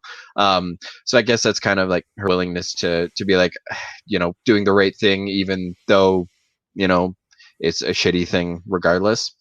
So for the environment, she got an A. She's got a robust plan that calls for spending at least $1 trillion in the next 10 years to defend low-income and minority communities against pollution, contamination, and extreme weather events, which has been fueled by climate change. What she wants to do is strengthen existing environmental laws and mandate that federal agencies consider climate impacts in developing rules, and would restore the Obama-era water rule that, Trump undid, because if Obama did it, it wasn't great. It didn't make America great. She wants projects to not proceed unless the developers have obtained the free, prior, and informed consent of tribal governments concerned. So as because as I've done the segment before, with in respect to Indigenous peoples, she really wants to do more to honor the fact that the land was basically stolen from them and has been used to build a lot of wealth. And in the meantime, they've been shit canned left, right, and center. But lastly, she wants to empower local communities facing financing opportunities to build community solar and bottom up power to enhance energy democracy. Lastly, here we have climate, which she has an A-. As previously mentioned, she wants to consider climate impact in everything that's done. She wants to declare the climate crisis as a national emergency and supports a transition to 100% clean and renewable energy economy. Wants to end federal fossil fuel leasing on public lands and waters, though she has not committed to phase out all existing fossil fuel production on both private and public lands. So I think that's why it's only an A-. Wants to ban fracking and end the export of fossil fuels. Her climate plan would require achieving 100% carbon-free electricity, 100% emissions-free vehicles by 2030. And she wants to dedicate $3 trillion to a green manufacturing and research, and $1.5 trillion to subsidizing the transition to renewable energy and zero-emission vehicles. There's also talk in here about her Blue New Deal to address the impacts of climate change on the oceans, which I think is kind of important because those are a pretty huge factor when it comes to the climate. She introduced the Climate Risk Disclosure Act. So this would require public companies to disclose information about the potential risks the company would face because of climate change, such as the company's greenhouse gas emissions. and she was the original co-sponsor of the Green New Deal. Yeah, Fair that's enough. definitely where she's always been. Like with the being the creator of the CFPB and that kind of thing. Like she's a big regulatory person. She's always like that. Some of the things that she's got there were pretty big numbers, and 3 trillion and a trillion and a half for some of that stuff was a pretty big number. But she has, like, same with Bernie. She's always been a real strong environmental and climate change thing. It's nice to see some of these things spelled out pretty clearly. So that's just definitely an area we've always talked about. Chris and I have talked about, like a Sanders Warren comparison is always just a good place to hang out. We usually find happy things in those areas. Exactly. So I don't think we really need to go into Andrew Yang. He's dropped out. He got a C-. Our So be mathematician isn't here. Yeah. Yeah. So the last topic we wanted to kind of go over tonight, and this one's a little bit more Hannah focused than his. This is gonna be like a Hannah rant, right? I think this is a Hannah rant. It hand? might be. It's a hand? numbers. It's a numbers thing. A hand. This is the hashtag hand. Hashtag hand. So basically, what it is like I've had a bunch of people giving me a bunch of heck right now about Bernie Sanders in the Nevada caucus. Bernie he has won the popular vote in the first 3 contests of the primary election, the first candidate ever to do so. So this is, there are some important things that are happening here, but the idea that universal health care could be something coming down the pipelines in the future, and there are people saying, like, can you deal? Voice actually questioned me earlier about it today. Is that if Bernie changed his positions on a few things, if he compromised in a few places, would you still support him? And in most cases, yeah, unless we're talking a drastic philosophical change. But the one that I hit is like, it's tax season right now, and I just found out that I am going to pay $10,000 more for my health care than expected because of an unexpected boost to my yearly income. And so that with my new job and with my new work, that took me over a threshold where I was getting a subsidy from the government to help reduce my healthcare costs through the Affordable Care Act. And that subsidy was significant, but it wasn't too big of a deal. I didn't worry too much about it because it was, just like, hey, this is where my income is. I don't expect a big change or something along those lines. And so what it was is essentially my healthcare plan, $1,300 a month, I think, plus or minus some change, and an $850 subsidy, which took my healthcare to around $600 and some change a month, which is comparable to all kinds of places. But still, that is a healthcare premium of $1,300 plus a month for a grand total of $15,000 roughly for the entire year for just general healthcare. So that is what the healthcare industry charged my family, and then tax dollars were given. My income in 2018 was roughly 58,000, I think it was, and so like for someone making $58,000 to and then adding my wife's income in was a little bit more, and so we were under the $85,000 threshold mark for the Affordable Care Act. So you're making less than $85,000 a year, you are eligible for subsidies. $1,300 a month is your premium, $850 roughly for your subsidy. So I had healthcare for $660, but the healthcare industry was charging $1,300, and $850 of that tax money was, instead of being used to, like, in my perspective, help me and help other people who think that the healthcare system is just way too expensive. That money was just taken from the tax base and sent to the private healthcare industry. So I think that's just a massive amount of money. And then with unexpected boons, now I am responsible to pay that subsidy back, and that's going to be going to the Fed, so that that's a $15,000 for the year for health insurance for me, which is just a huge number that I would never have chosen to do without that subsidy. So what I'm saying is that the inflation level here, so like the government is being charged by the healthcare industry an exorbitant amount of money for what is just considered just like a basic healthcare plan. I had the silver plan, which is the medium one in the middle, nothing special. The deductibles were $5,000 and $10,000 for an individual to a family. This nothing really outside the norm as far as super high quality or anything. It's like these kinds of runaway numbers, these huge numbers, are what I personally think is the result of a compromise of not holding to your guns and like really getting like a universal healthcare system plan. Because the Affordable Care Act is essentially the federal government's compromise to say, yes, the healthcare industry can stay as it is. We will negotiate nothing with you, and you can set your cost, and we will pay.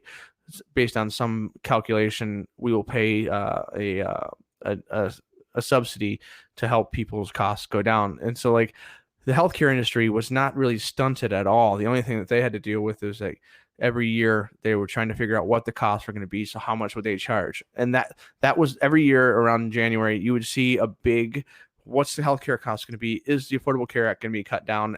Is it going to still exist the next year? That was a big argument every year for the last couple of years for Trump, whether or not they would eliminate the Affordable Care Act. But in the end, nobody in any way, shape, or form has been trying to reduce the exorbitant costs for healthcare systems. So like, that's one of my big things here is that like, did they really need to charge $1,300 for 4 people who didn't really use their healthcare? Is that a normal price? $15,000 a year. For someone who is basically making 60 to 65, 70 grand for their whole family. You know, we're looking at, 25, 30% of your yearly income. Throw your home costs, your mortgage payments, your rental costs, or whatever. These are really big numbers as far as like taking care of all of your disposable income. And this to me is the argument for universal healthcare, insofar that if you remove that middleman who's just raking all this money in, if we can do direct back and forth to kind of cut that out, so the Affordable Care Act would become universal healthcare. The subsidy is unnecessary, is because we're reducing the cost itself for healthcare, and that's kind of one of the things that it's to me, it seems like the government is dealing with an inflated, super massive cost, and there's no way for them to kind of cut it back and negotiate. It's like obviously Canada has a universal healthcare system that is. We could possibly have your thoughts on that, and then. And then Chris, obviously, your numbers aren't anywhere near like the intensity what I've been experiencing for this year. But like you did say that your thoughts that under the new plans or whatever, you might actually spend a little bit more money on healthcare if the Affordable Care Act is removed and the universal healthcare system proposed through Bernie, I believe is the one you were looking at, is actually instated. Yeah, my situation's a little unique because technically, legally, I'm not married. So there's some of that. We have the wife and I have separate health cares. I have single payer, right? With my kids on some of my stuff, and it's just so there's a little bit of a difference for me. So yes, technically speaking, in my current state, I could see a $2,000 a year increase in medical costs, but I could also rectify that.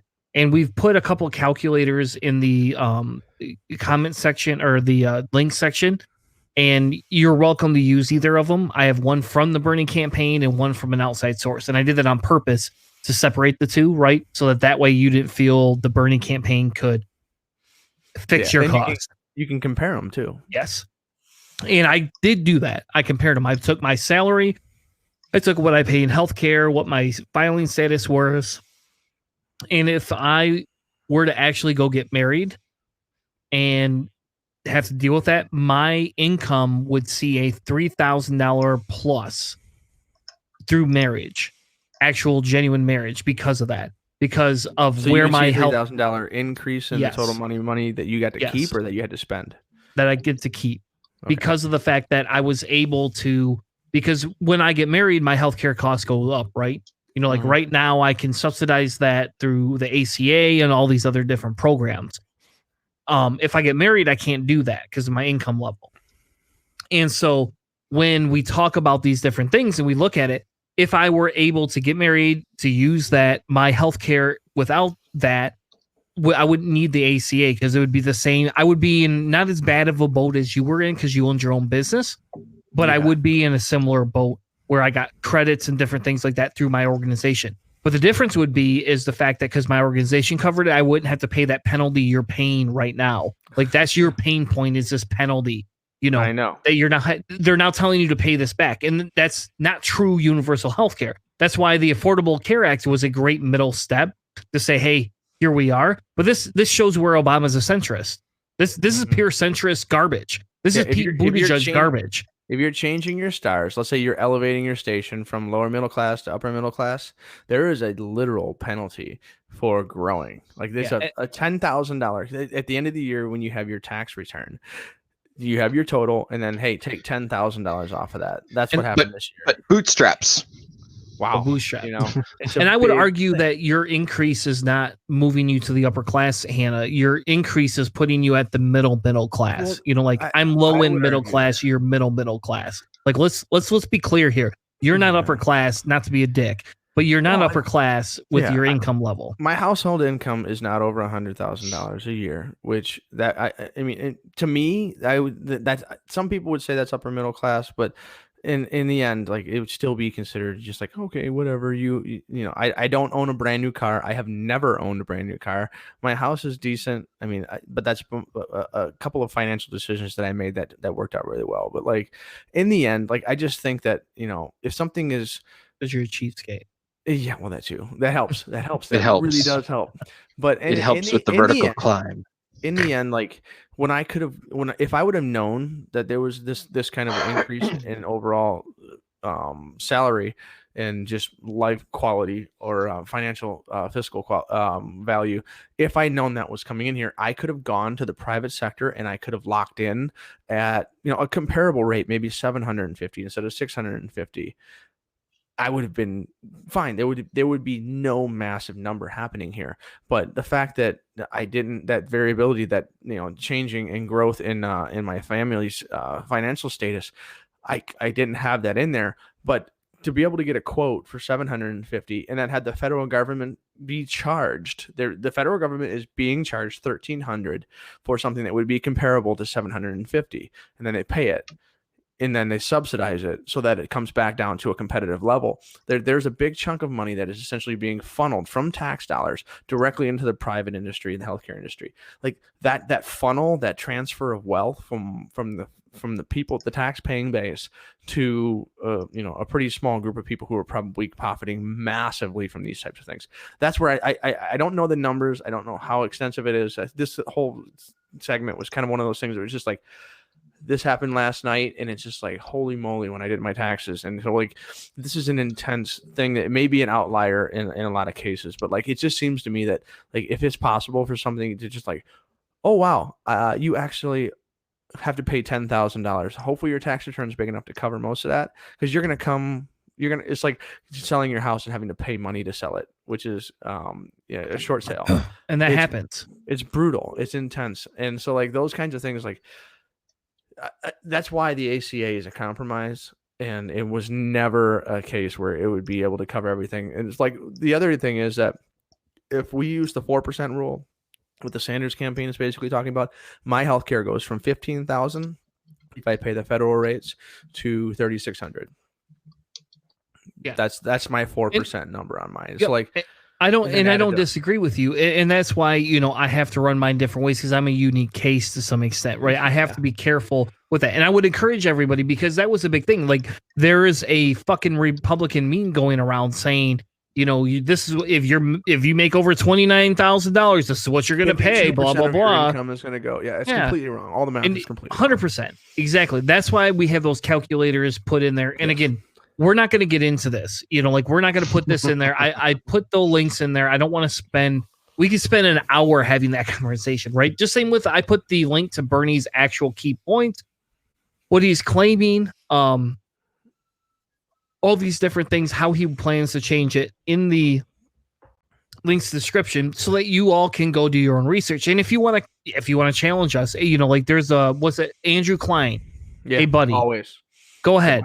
Come on the show. I've addressed you on Facebook. I think I blocked you finally, but if I haven't blocked you and you hear this, Join the show. Come on. We'll argue with you all day long, my friend, especially over this point, because this is a big thing. And Hannah and I are the recipients of this because of the fact that you've got 2 kids. I've got 4 kids. We have to look at the cost of what healthcare does for it. My daughter's got to go to see dentists. My one daughter, every person in my family has glasses but my youngest. Guess what? She's having a hard time seeing the board. Do you understand how much it costs to do this? I can find Groupons. I can find all these other things, but I'm at the mercy of consumer capitalism. Just give me a base price, $20. Go get an eye exam. $100 pair of glasses. $200, contacts. Whatever. Give me a base price. Stop profiting off this crap. $4,500 for a pair of hearing aids. There you go. Yes, and that's cheap. My grandfather had a heart attack. I actually gave him. We did an episode 8 months ago on this, where you talked about where you got your hearing aids, what you had to do to get your discount, how much you fought for it. Man. I took that information and sent it to my grandfather when he had to get hearing aids, and he's in his 80s, right? He needs them. That's a thing. But the idea is I explained to him what you had to go through, and he's like, "This is bullshit." And I said, "Stop voting Republican." He's like, I don't know if I can do that, but the new universal healthcare plan that Sanders proposed is it adds dental and it adds hearing to the vision that is just completely and totally covered. And there's a couple of other things that are in there as well. Like I have a $5,000 tax every 5 years to be able to hear if I would go to an audiologist. So $1,000 a year of income just goes into hearing aids. And so through Costco, the new system that they have directly through Phonak, it's $1,600 for a pair of hearing aids, which is 4 to 5 years worth of hearing, which is an unbelievable deal. At least 3 years without question under warranty is awesome. So there's some really cool things that are happening. And so that's an example of the private sector actually significantly reducing costs and being incredibly good. But we all know that Costco is an awesome company.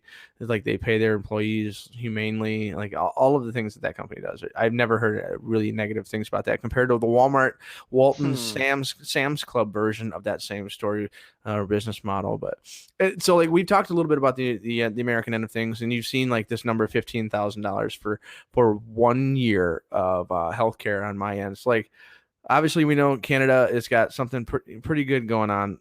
I guess the benefits, negatives, and just is there any sticker shock to what we're describing here? Well, I mean, having listened to a lot and having Boys Tell mention what was it, last week or the week before, the last few weeks anyways, that 400,000 Americans go into bankruptcy every year over medical bills, and having heard that regurgitated in a couple of the other American-based podcasts that I listen to, it's absolutely disgusting to me to know that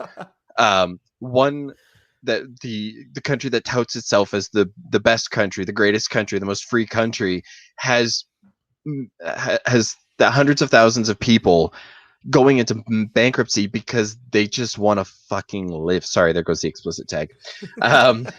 But just because they want to, live a life and, not suffer is absolutely repulsive.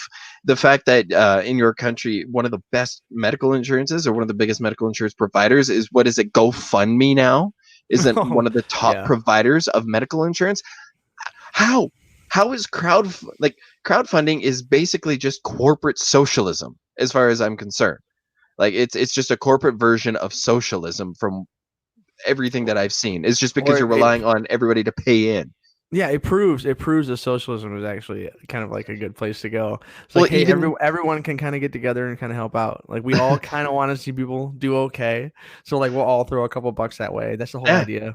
Even insurance is a very very commercial or corporate version of socialism, because everybody pays in, and really the only people who get anything out of it are the people who need to get something out of it. I mean, the big thing is cost sharing. There's cost sharing insurance programs, which are socialism defined. And my sister has that, and she's her healthcare rates are unbelievably awesome. They're like a credit union for healthcare. Right. So I'm just on the Canadian government's website right now, just to look up this is actually under the immigrant services, but honestly, it's a great it's a great explain it to me like I'm 5 from the subreddit there about what you can expect from the universal healthcare in Canada. So the basic thing is that each province kind of has their own specific health insurance things that they'll cover, whatever. Now, unfortunately, Alberta doesn't have the most easy to find, information, because it's the only one on the government website that has a dead link. Hilariously enough, and part Is of it me a is kind. 404? Is that a No, real not a 404? 404. It's not an official. What is it in 404. Canada? Like a 303 or something? It's a 343 A. Um, An 80A. something like that. Because there, I mean, it feels very conspiratorial to think, but it's based off the budget. It kind of seems like the UCP are trying to generate a health crisis so they can move us towards a more private model, which is so frustrating because my family, who are diehard conservatives, are vehemently against privatization of healthcare. And I'm sitting there and I'm like, you guys voted for this. This is part of the reason why I don't talk politics with my family anymore, is because my eyes roll back in my head, my nose starts to bleed, and I don't know, I don't want to say I have a stroke, but I think my brain definitely blinks. It does like this whole reboot thing. EKG would be unhealthy, is what you're saying. Quite kind of, yeah. But basically the main thing is that the coverage is so the Alberta healthcare insurance, I'm going to talk about Alberta because that's where I'm from. It provides eligible Alberta residents with full coverage for medically necessary physician services, as well as some dental and oral surgical health services. So basically what that means is that most dentistry is not covered, most other services that really aren't covered. Drugs are fairly reasonably cheap. A lot of companies provide some sort of a healthcare plan that does include drug coverage, although they really try to screw you by being like, you've got to pay like the first $50 or a copay, or we don't pay refill charges, or anything. Don't they negotiate drug prices too in your country? I'm not 100% sure how it works here. I know that sweet, beautiful, caramel-skinned man, Jagmeet Singh of the NDP, he was trying to go for universal pharmacare is one of the things that he was trying to promote, but of course the centrist Canada can't really lean too far left because, oh my god, we're already socialist enough with our universal health care. So the physician will determine what issued services will be considered medically necessary. So you do have to be registered. You have to have your Alberta healthcare card to receive insured hospital and physician services. But as long as you're a citizen of Alberta, it's easy. So then I'm fortunate. My health is actually pretty decent. I mean, I have a couple of minor health issues, but again, very minor and nothing that would actually drastically change my life. But here's the thing, though, is that the steps that I'm taking are what's called preventative healthcare. I can afford that. Preventative healthcare, so that these problems don't become bigger ones that bankrupt me later on down the line, which is a discussion that I think I've kind of had a little bit on the show that I've heard on other podcasts. Is you don't in the States, you don't go if you're not feeling well or whatever. You go when you're dying. Exactly, because you can't $30,000 bill. Yeah. So a lot of companies here do offer benefits coverage. Like my job has a pretty decent one. My wife's has an amazing one because she's part of a union, and in Alberta, unions do a pretty decent job of ensuring that you've got better healthcare provided. Like I know, not that I was a huge fan of the union that I was a part of. They did some shady shit that I didn't agree with, but at the end of the day, they did guarantee that I was 100% covered for dental. So my first few years of university, I'm covered under not only my mom and my dad's plans, but my own. Which is amazing given that, most dentist work isn't covered, which is why for a few years I got really anal about my teeth and brushing and flossing. So my dentist was happy to learn that I picked those habits up. He just wishes that I could have come to see him in the interim.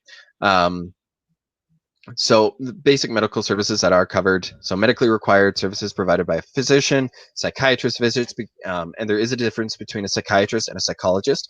Psychiatrist is considered an actual medical doctor. They're a physician. They go to medical school. They get that accreditation. So they're actually considered a doctor, so you can go see them and it's covered.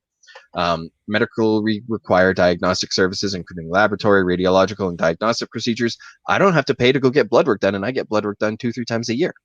Dude, I got a $250 bill just for a wellness charge. They just checked the levels for one of my kids. And I don't have to pay for that. That's awesome. Oh, it's absolutely amazing, especially when, it's really, again, preventative healthcare. I can go, we have an STI clinic. We have a sexual health clinic that I can go to and get checked and not pay a damn thing. And I get a full blood work done. I get swabs done. I get stabbed and prodded and all of that. And it's pretty great. That's awesome. Actually, what I did just find, which I thought was kind of neat, and I'll end on this note for Alberta here, is breast augmentation and mastectomy for transgender surgery is also covered. So if you're trans in Alberta, that's covered. Now, I'm going to say that's a good thing on its face, because I don't know what sort of hurdles you have to jump through as a trans person, what sort of other complications you'll face going through our healthcare system, but that's on its face. I think that's generally good. So all in all, our healthcare system far superior for one simple fact: preventative healthcare. You can go to a doctor, you can go get looked at. Now, there are little things that doctors will nitpick for, like if you need a doctor's notes because, in Alberta where it's conservative, your bootstraps, whatever, you need a sick note. You have to prove that you're sick if you're not coming to work. And a lot of bosses get really shitty about that. Yeah, so they'll charge you for a doctor's note. I tried the best I could to stay away from the copay on that line. I will call in and be like, can you just send me my shampoo? I have dandruff. So can you just send me the stupid shampoo script? It's like I use it for my face. Like if you can see it every once in a while, my face gets red. It's just a dumb shampoo that I use as face wash. And they're just like, seriously, you have to come in for your $50 copay for your 9-second visit. And so it's just fighting on that, but that's why those online doctors are more they're more teledoc. People want those things now, because it's like shit, if I don't have to go in and pay $50-$60 copay, I can pay a $10 copay. I'll pay $10. It's a pack of cigarettes. It's 3 gallons of gas. I've used Teledoc 3 times since I've been in Ohio because I have access to it. I really think it's awesome. $10 for a pack of smokes and $10 for 12 liters of gas. Jesus, you guys are still getting everything cheaper though. Well, I mean, it's not $10 a pack of smokes. It's actually $7. But anyway, oh geez, that's Michigan. Here it's like 15. Yeah, it's like good. 18. It should be like $25. It's like 18-20 in New York. So a pack of weed should be $1, and a pack of cigarettes should be like $100. Well, yeah, because weed, it helps further the economy, because weed inspires you to go buy more food, right? Well, fair as long enough. As weed's at only $1 and my healthcare isn't $15,000, I'll be in a good mood. There you go. Thank you all so much for joining us at Cellar Door Skeptics. We've had an amazing run tonight. We will be back next week, hopefully with the same lineup. If maybe maybe Bernie, maybe we'll have Bernie on. Probably not. If Bernie, if you're listening, join us on Cellar Door Skeptics. We love to host you, to ask you some very controversial questions. But anyway, thank you all so much for joining us. We'll be back next week with another amazing episode from at least the 3 of us, if not 4 of us.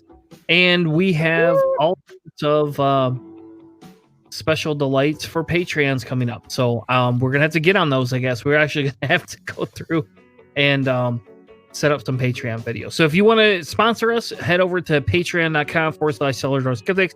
For as much as $1 an episode, you can join the ranks and sponsor us on Patreon. Stop trying to cut your microphone, Chris, and we will happily provide all sorts of stuff for you. Thank you so much, and have an amazing night.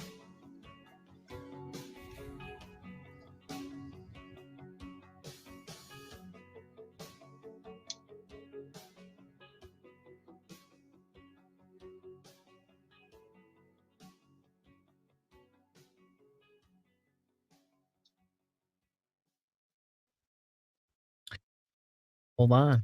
We have an after for Facebook only people. I got something for everybody else. Yeah, my hold on. I do. It's gonna be amazing. Oh no. Oh, it's a hit list. A billionaire who calls women fat broad. This is awesome.